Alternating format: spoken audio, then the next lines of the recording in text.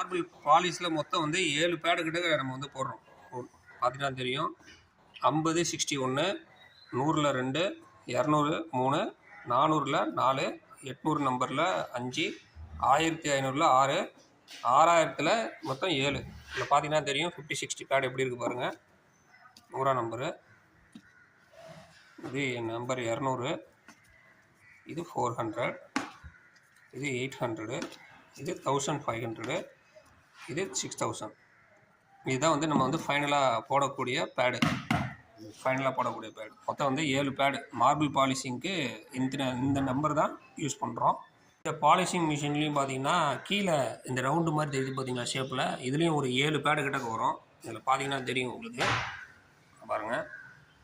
அதே போலயே நம்பர் உள்ள பார்க்குற ஸ்டோன் மாதிரியே இருக்கும். இது எல்லாமே பேடு தான். இதை வந்து இதில் அடியில் வந்து அடாப்ட் பண்ணிவிடுவாங்க. அடாப்ட் பண்ணிவிட்டு அதை தான் கிரைண்டிங் பண்ணுவாங்க.